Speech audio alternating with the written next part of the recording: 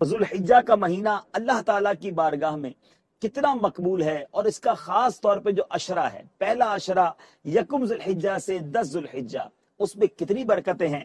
سرکار دو عالم صلی اللہ تعالی علیہ وسلم نے فرمایا، اللہ عز و جل کو عشرہ ذوالحجہ سے زیادہ کسی دن میں اپنی عبادت کیا جانا پسندیدہ نہیں۔ اس کے ہر دن کا روزہ 1 سال کے روزوں اور ہر شب کا قیام شب قدر کے برابر ہے۔ اس دن یعنی عرفہ کے دن کے روزے کی تو کیا ہی بات ہے۔ حضرت سیدنا ابو قتادہ رضی اللہ تعالی عنہ سے روایت ہے، سلطان مدینہ قرار قلب و سینہ صلی اللہ تعالی علیہ وسلم کا فرمان با کرینہ ہے، مجھے اللہ عز و جل پر گمان ہے کہ عرفہ یعنی 9 ذوالحجۃ الحرام کا روزہ 1 سال قبل اور 1 سال بعد کے گناہ مٹا دیتا ہے۔ سبحان اللہ۔ تو یوم عرفہ کا روزہ ضرور رکھنا ہے۔ ہاں مگر جو حج پر جا رہے ہیں، حج کرنے جا رہے ہیں، حاجی پر یوم عرفہ کا روزہ رکھنا مکروہ ہے۔ باقی ساری دنیا کے مسلمان ضرور یوم عرفہ کا روزہ رکھیں۔ 4 رکعت نماز نفل اس ترکیب سے پڑھے کہ ہر رکعت میں الحمد کے بعد سورہ اخلاص قل هو اللہ احد شریف 50 مرتبہ پڑھے، پھر سلام کے بعد سجدے میں جا کر 1 مرتبہ سبحان اللہ والحمد للہ ولا الہ الا اللہ واللہ اکبر پڑھے، پھر سجدے سے سر اٹھا کر جو دعا مانگے انشاءاللہ عز و جل مقبول ہوگی۔ سرکار دو عالم صلی اللہ علیہ وسلم کا فرمان، ما من ایام العمل الصالح فیہا احب الی اللہ من هذه الایام، کوئی دن نہیں ہے کہ جس کا نیک عمل کرنا اللہ کے ہاں ان 10 ایام سے بڑھ کر محبوب ہو۔ یعنی عام دنوں میں نیکی کی جائے وہ بھی اللہ کو بڑی پیاری ہے، لیکن عام دنوں کی نسبت ذوالحجہ یعنی عشرہ ذوالحجہ جو ہے، ذوالحجہ کے جو پہلے 10 دن ہیں، اس کی نیکیاں اللہ کے ہاں بڑی محبوب ہیں۔ اور آگے ایک روایت میں ہے وَالْعَمَلُ فِيهِنَّ يُضَاعَفُ 700 ضِعْفٍ، ان دنوں میں نیکی کا ثواب 700 گنا بڑھا دیا جاتا ہے۔ ان 10 دنوں میں خوب نیکیاں کیجئے، ہو سکے تو 9 دن روزے رکھیے۔ 10 ذوالحجہ کو عید والے دن روزہ نہیں رکھ سکتے کہ بلکہ 10 11 12 13 یہ 4 دن اور پھر عید الفطر 5 دن پورے سال میں روزہ رکھنا جائز نہیں۔ اور سبحان اللہ، علماء کہتے ہیں کہ جو 4 دن ہے نا بقرہ عید کے، یہ روزہ نہ رکھو، یہ اللہ کی طرف سے تمہاری دعوت ہے۔ نبیوں کے سلطان رحمت عالمیان صلی اللہ تعالی علیہ وسلم کا فرمان برکت نشان ہے، جس نے عیدین کی رات یعنی شب عید الفطر یا شب عید الاضحیٰ طلب ثواب کے لیے قیام کیا، اس دن اس کا دل نہیں مرے گا جس دن لوگوں کے دل مر جائیں گے۔ اسلام کی تاریخ کا ایک اور عظیم واقعہ جو ہوا وہ بھی دوران امامت ہی ہوا تھا، کہ جب تحویل قبلہ ہوئی، مسلمان جب مکے میں تھے تو کعبے کو رک کر کے نماز پڑھتے تھے، مدینے گئے تو حکم ملا کہ بیت المقدس کو رک کر کے نماز پڑھیں۔ 17 مہینے ہو گئے بیت المقدس کی طرف رک کر کے نماز جاری تھی، مگر وہاں کے یہودی جو تھے، غیر مسلم جو تھے، وہ مسلمانوں کو تانا دیتے تھے۔ وہ کہتے تھے آپ تمہارے نبی دین تو نیا لائے ہیں، قبلہ ہمارا ہی ہے، اسی کی طرف رک کر کے آپ لوگ نماز پڑھتے ہیں۔ ان کا تانا دینا، جناب رسول اللہ کے دل کا غمگین ہونا، آپ کا بار بار آسمان کی طرف سر اٹھانا، اور نماز جاری ہے، 4 رکعت والی نماز ہے، اور وہ جگہ ہے مسجد قبلتین۔ جناب رسول اللہ صلی اللہ تعالی علیہ وسلم نے نماز شروع فرما دی، 2 رکعتیں ہو چکی ہیں، اور دوران نماز یہ وحی نازل ہوتی ہے، فَلَنُوَلِّيَنَّكَ قِبْلَةً تَرْضَاهَا، اے محبوب ہم اس طرف تمہیں پھیر دیں گے جس طرف تمہاری رضا ہے۔ اور پھر حکم ہوتا ہے کہ اپنا رخ کعبے کی طرف پھیر دو۔ دوران نماز جناب رسول اللہ صلی اللہ تعالی علیہ وسلم نے اپنا رخ تبدیل کیا۔ آپ امام ہیں، ہم بھی نماز پڑھتے ہیں، نماز پڑھتے پڑھتے تھوڑی دایاں اور تھوڑا بایاں ہونا تو سمجھ آتا ہے، مگر جناب یہ کتنا بڑا فرق تھا۔ آپ یوں سمجھیے کہ اگر بیت المقدس کا رخ یوں تھا تو کعبے کا رخ اس طرف تھا، یعنی 180 ڈگری کا ٹرن اباؤٹ تھا۔ نبی پاک دوران نماز اپنے آپ کا اپنے رخ موڑا۔ اب صحابہ اکرام کی وفاداری، ان کی نبی پاک سے محبت دیکھیں، کسی نے کوئی سوال نہیں کیا کہ حضور یہ آپ نماز میں کیا کر رہے ہیں، ہمارا قبلہ تو اس طرف ہے۔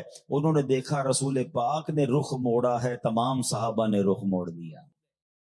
ہاں، یہ بہت بڑا درس ہے۔ ویسے ایک سوال ہے، مسجد کمیٹی، مسجد کے امام، متولین بیٹھے ہیں، ہمیں تو 5-10 منٹ نماز میں فرق، جماعت میں ٹائم چینج کرنا ہو تو 1 دن 2 دن پہلے اعلان کرتے ہیں کہ فلاں دن سے جماعت اتنے بجے ہوگی، ہیں 5-10 منٹ کا فرق ہو تو اعلان پہلے ہوتا ہے۔ یہ اتنا بڑا اعلان تھا، کم از کم نماز سے پہلے ہو جاتا۔ یہ وہی نماز سے پہلے نازل ہو سکتی تھی کہ حضور پاک علیہ الصلوۃ والسلام اعلان کرتے صحابہ کو کہ مبارک ہو، اب بیت المقدس نہیں، اب کعبے کی طرف رخ کر کے نماز پڑھنی ہے۔ یا نماز کے بعد وہی آ جاتی کہ اب مغرب کی نماز میں ہم جناب اپنا رخ تبدیل کریں گے۔ یہ دوران نماز وہی کیوں نازل ہوئی؟ اللہ اکبر۔ علماء اس کی بھی حکمت بیان کرتے ہیں کہ سارے زمانے کو بتانا تھا وفاداری کسے کہتے ہیں، تابع داری کسے کہتے ہیں، لبیک کہنا کسے کہتے ہیں۔ صحابہ کا یہ عمل بتا رہا ہے کہ دوران نماز وہی نازل ہوتی ہے۔ نبی پاک اپنا رخ بدلتے ہیں، صحابہ بھی اپنا رخ بدل دیتے ہیں۔ وہ لبیک کہنے والے تھے، وہ سوال کرنے والے نہیں، وہ لاجک ڈھونڈنے والے نہیں۔ انہیں معلوم تھا ارے بیت المقدس کی طرف بھی رخ کر کے انہوں نے ہی تو فرمایا تھا، اب انہوں نے رخ بدل لیا تو ہم بھی رخ بدل لیتے ہیں۔ سبحان اللہ۔ اور اللہ تبارک و تعالی کی بارگاہ میں جناب رسول اللہ کا مقام کیسا ہے کہ آپ کی رضا کے لیے، آپ کی دل جوئی کے لیے مسلمانوں کا قبلہ بدل دیا گیا۔ قرآن مجید فرقان حمید میں اللہ تبارک و تعالی ارشاد فرماتا ہے وَأَتِمُّ الْحَجَّ وَالْعُمْرَةَ لِلَّهِ، حج اور عمرے کو اللہ عز و جل کے لیے پورا کرو۔ گویا یہ قرآنی حکم ہے، اور صاحب استطاعت جو لوگ ہیں، اس کی کچھ شرائط ہیں اس کے ساتھ جن پر حج فرض ہوتا ہے۔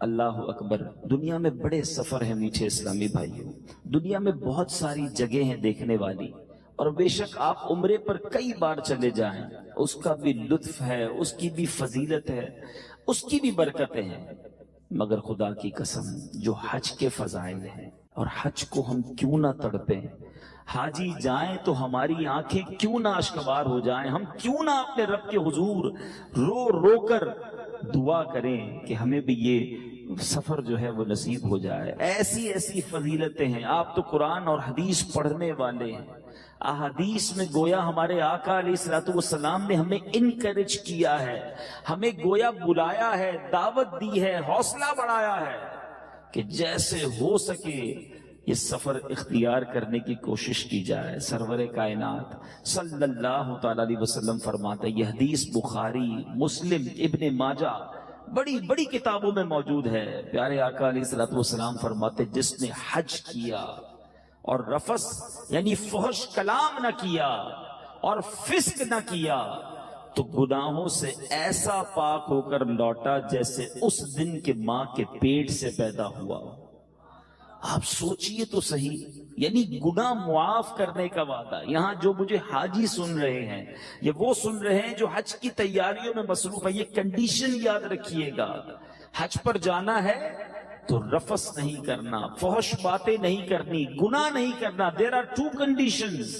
اگر تم نے ان 2 باتوں پر یقین کر لیا، اطمینان کر لیا، روک لیا اپنے آپ کو، تو پھر گناہ معاف کرنے کا وعدہ ہے۔ اور یہ بڑی اہم بات ہے۔ جو لوگ جا رہے ہیں میں ان سے یہ عرض کر دوں کہ جس کی یہاں بری باتیں کرنے کی عادت ہے نا، یہاں گناہ کرنے کی عادت ہے، تو ایسا نہیں کہ وہ فلائٹ میں بیٹھے گا تو ساری عادتیں یہیں چھوڑ دے گا۔ عادتیں بھی ساتھ جاتی ہیں، لوگ ادھر بھی گناہ کرتے ہیں۔ اللہ مجھے اور آپ کو گناہوں سے پاک حج نصیب فرمائے، اور ایسا حج عطا کرے کہ جو حاجیوں سے وعدہ ہے۔ اللہ اکبر۔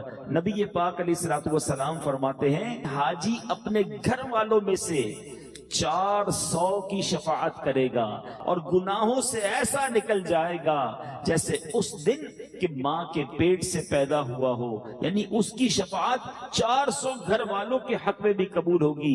ایک اور حدیث سنیے، پیارے آقا علیہ الصلوۃ والسلام نے فرمایا کہ داؤد علیہ الصلوۃ والسلام نے اللہ کی بارگاہ میں عرض کی، اے اللہ جب تیرے بندے تیرے گھر کی زیارت کو آئیں تو انہیں کیا عطا فرمائے گا؟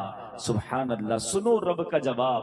اللہ ارشاد فرماتا ہے ہر زائر کا اس پر حق ہے جس کی زیارت کو جائے. ان کا مجھ پر یہ حق ہے کہ دنیا میں انہیں عافیت دوں گا اور جب مجھ سے ملیں گے تو ان کی مغفرت فرما دوں گا. اللہ کی گویا زیارت کو جا رہے ہیں, رب کی بارگاہ میں حاضری کو جا رہے ہیں. حاجیوں کو ضیوف الرحمان کہا گیا, حاجیوں کو اللہ کا مہمان کہا گیا. خوش نصیب ہوتے ہیں جو یہ سفر پاتے ہیں. اگر یہ سفر نہیں مل رہا, تڑپ کا اظہار, دعاؤں میں, التجاؤں میں ہمیں ضرور اس سفر کی التجا کرنی چاہیے.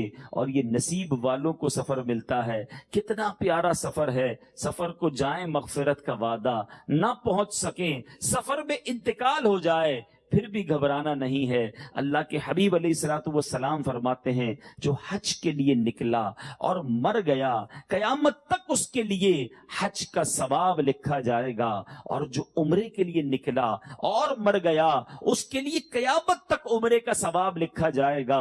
اور جو جہاد میں گیا اور مر گیا, اس کے لیے قیامت تک غازی کا ثواب لکھا جائے گا. اللہ اکبر, کیا بات ہے حج کے سفر کی. مگر یہاں ایک اور حدیث سنانا بہت ضروری ہے کہ بہت سارے ایسے بھی ناظرین ہوں گے جن پر حج فرض ہو چکا ہوگا. یہاں بھی کاروباری شخصیات بیٹھی ہیں. لوگ بعض اوقات ڈیلے کرتے ہیں کہ ابھی نہیں, بعد میں چلا جاؤں گا, پہلے بچی کی شادی ہو جائے, پہلے کاروبار سیٹ ہو جائے.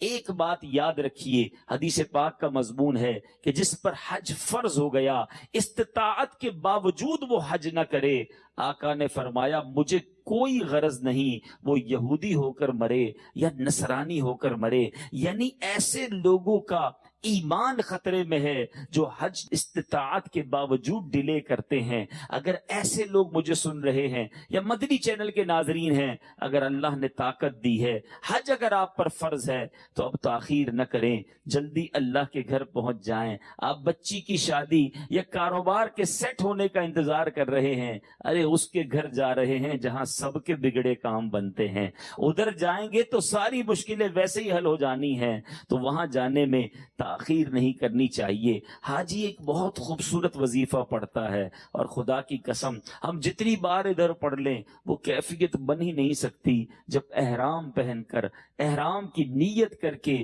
جب لبیک کہا جاتا ہے, جب لبیک پڑھی جاتی ہے, اس کا جو لطف ہے سبحان اللہ, گویا بارگاہ الہی میں حاضری لگائی جاتی ہے. اے حج پر جانے والوں تمہیں مبارک ہو.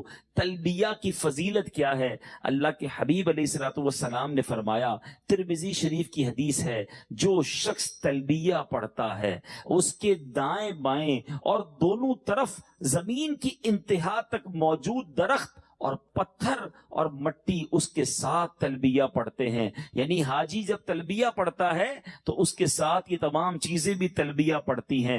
اور فضیلت سنو, اللہ کے حبیب علیہ الصلوۃ والسلام فرماتے ہیں جو شخص بلند آواز کے ساتھ تلبیہ پڑھتا ہے, اللہ مجھے اور آپ کو احرام پہن کر یہ حاضری لگانے کا وظیفہ پڑھنے کی توفیق عطا فرمائے.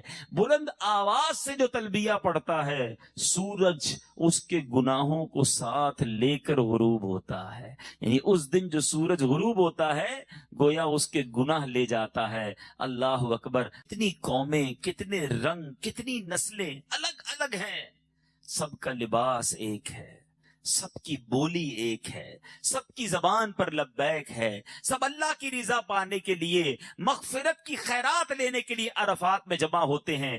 احادیث میں یہ مضمون ملتا ہے, اللہ تعالیٰ جتنی رحمت, جتنی نگاہ عنایت, جتنی برکتیں عرفات کے دن نازل فرماتا ہے اور کسی دن نہیں. اور وہ میدان عرفات میں جو لوگ موجود ہوتے ہیں ان پر وہ برکتیں نازل ہوتی ہیں. اللہ فرشتوں کے سامنے فخر فرماتا ہے, ہاتھ فرماتا ہے, فرشتوں سے فرماتا ہے دیکھو میرے بندے دور دور سے آئے ہیں, پرا گندہ بال ہیں, بکھرے بال ہیں, میلے کچیلے ہیں, اور اللہ تبارک و تعالی اس دن سب کی مغفرت فرما دیتا ہے. اے میرے میٹھے اسلامی بھائیوں, کیوں نہ ہم یوم عرفہ احرام کی حالت میں اس میدان میں جمع ہونے کی تڑپ رکھیں, کیوں نہ وہاں جانے کی التجا رکھیں. سیاہ ستہ کی احادیث گویا بھری پڑی ہیں کہ جس میں عرفات میں حاضر ہونے والوں کو کس طرح مغفرت کی نوید سنائی گئی ہے۔ اب آؤ میں آپ کو بتاؤں وہ شخصیات جن کا نام سنے تو سر ادب سے جھک جاتا ہے،